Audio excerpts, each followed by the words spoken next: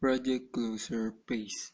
The project closure phase involves releasing the final deliverables to the customer, handing over project documentation, terminating supplier contracts, releasing project resources, and communicating project closure to all stakeholders. The final step is to undertake an evaluation to determine the extent to which the project was successful and note any lesson learned for future projects. The project closure report should list all activities required to close the project, to ensure that project closure is undertaken smoothly and efficiently. Once the report has been created and approved, the closure activities specified within the report are undertaken and the project is then officially closed. 1 to 3 months after the project has been closed and the business has begun to experience the benefits provided by the project, it is important to undertake an evaluation, often referred to as a post-implementation review or PIR. This allows the business to identify the level of success of the project and list any lesson learned for future projects. Evaluation. Evaluation is often carried out by the independent person to provide an unbiased opinion of the project outcome.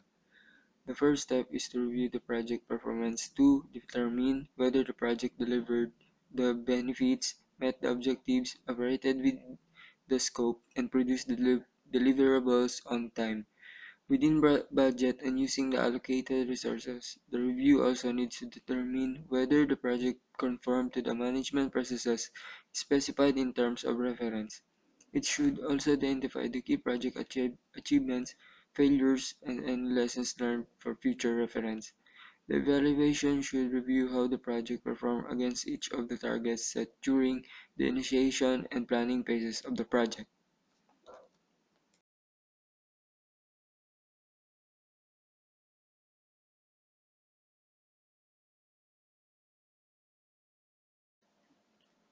The next stage is to identify the extent to which the project has conformed to the management processes during the execution phase of the project. These are the time management, the cost management, quality management, change management, risk management, communications management, and acceptance management. Finally, the evaluation should list the major achievements of the project and describe the positive effect that each achievement has had on the customer's business. List any project failures and describes the effects they have had on the customer's business. Describe the lessons learned from undertaking this project and list any recommended action for similar projects in the future. Successful project management model can often be used as templates for failure projects.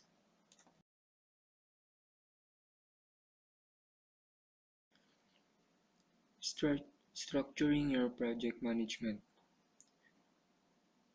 For all but the smallest projects, experience project management case well-established system such as PMBOK or Project Management Body of Knowledge or PRINCE2, but they can also be in-house methodologies that are specific to the organization. These approaches have some differences in emphasis, and they tend to use slightly different terminology, but they generally share two key features. Projects are delivered in stages, and certain common project management processes run across these stages. This is the sample illustrated a project management structure. First is the phase management. Project management tasks required to plan, control, and complete the execution of a project phase. The next is the planning. Planning updates project plans and procedures for a phase and secure additional resources. And then the control phase, a quality tool used in developing control against unfavorable outcomes in the manufacturing. Then the next phase is the team management. Team management refers to the technique, processes, and tools for organizing and coordinating a group. The next is the communication. empowers communities to visualize aspiration and discover solutions. The next is the procurement. Services or works are appropriate. And the last is the integrated. Integrated combining or structured for constituent units function to be good cooperatively.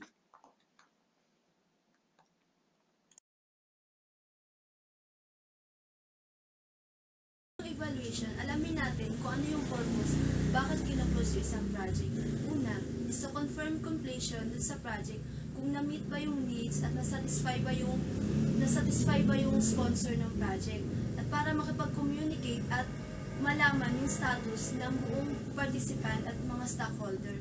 May dalawang part yung pag-close ng isang project. Una, is to finish all the project work.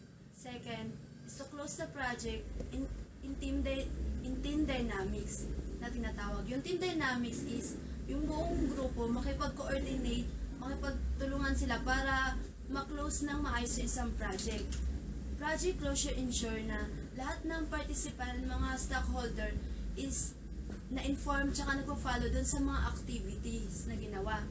Then have a sufficient opportunity na makipag-communicate dun sa coordinator or owner ng project.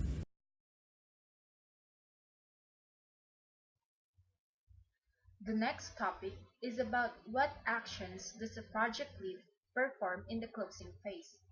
For a completed project, the project lead is responsible to do the following. During the final closure or the completion phase, the emphasis is on releasing the final deliverables to the customer. It is the responsibility of the project lead to notice the sponsors or the customers that the project has completed. You should also hand over project documentation to the business. If applicable, complete the closure report, which could include terminating supplier contracts, releasing project resources, and communicating the closure of the project to all stakeholders. And the next is to arrange for an appropriate celebration of the work completed.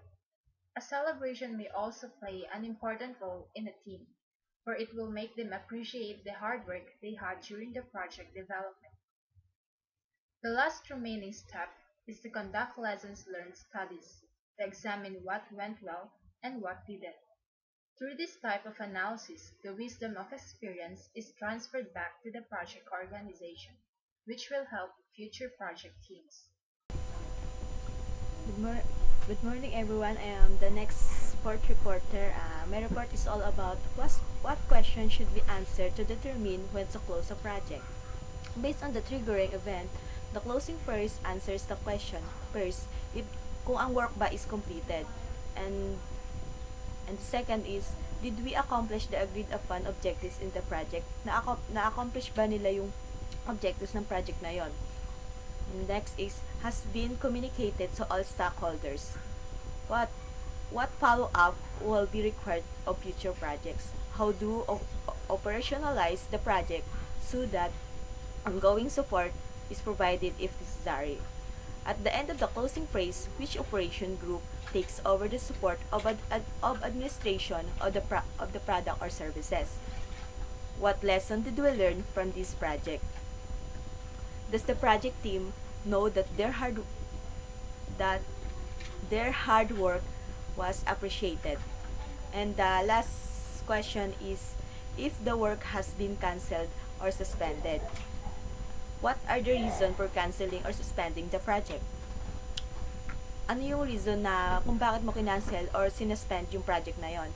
And the last is, are there any plans to reactive the project in the future?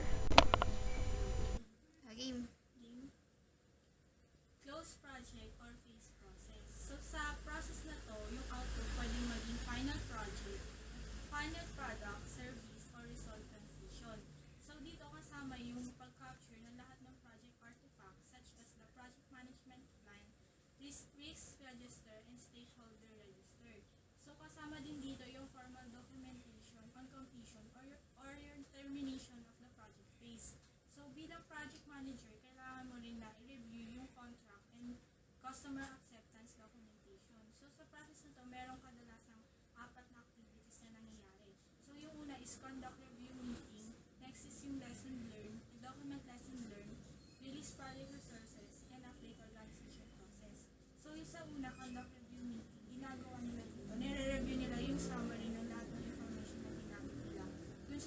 development ng process. Tsaka nagkakaroon din sila ng discussion about dun sa kung ano yung mga nagawa nila at tsaka yung mga problems na nag-occur dun sa during the development process ng isang project.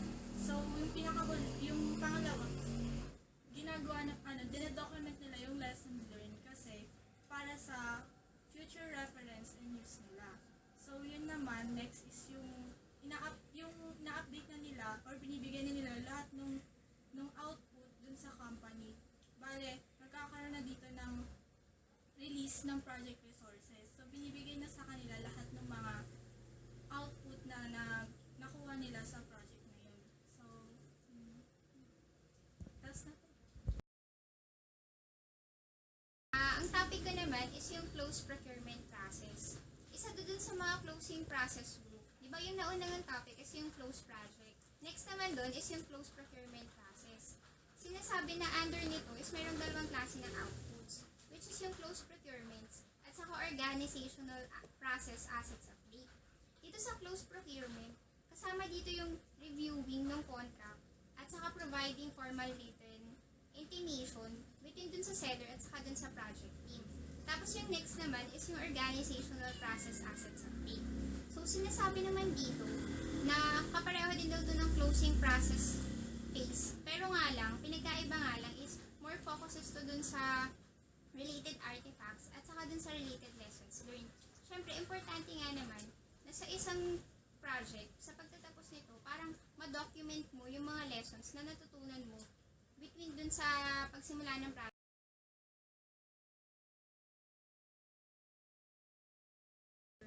Tapos, merong 4 circles kung saan yung nasa gitnang circles, ito yung close procurement. Tapos, nakakabit sa kanya yung tatlong circles.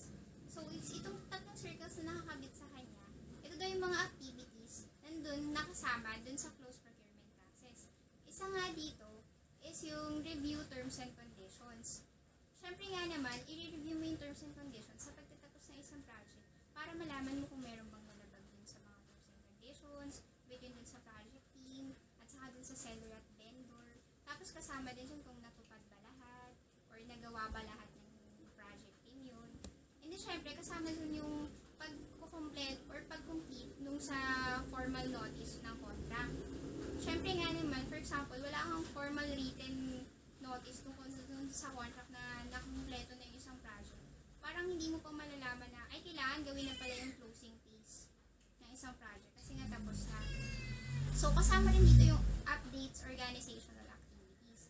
Siyempre, sa pagtatapos ng isang project, importante na ina-update mo yung activity para malaman ng project team kung naging successful ba yung isang project or failure. Tapos, meron din ditong key points for closing process group. Siyempre, sa pagtatapos ng isang project, importante dito na mag-meeting yung project team, yung seller, vendor, at saka yung mga stakeholders ng isang company. Para nga naman mapag-usapan nila kung natapos ba sa deadline yung project, kamusta yung budget naman, tapos yung mga lessons learned, ma-share ng project team, tapos para na rin makamusta nila yung organization or mga organization activities. Tapos syempre, sa pagtatapos ng isang project, importante din daw na mag-celebrate yung team para naman malaman nila na wow, tapos na yung project, successful naman. Even kapag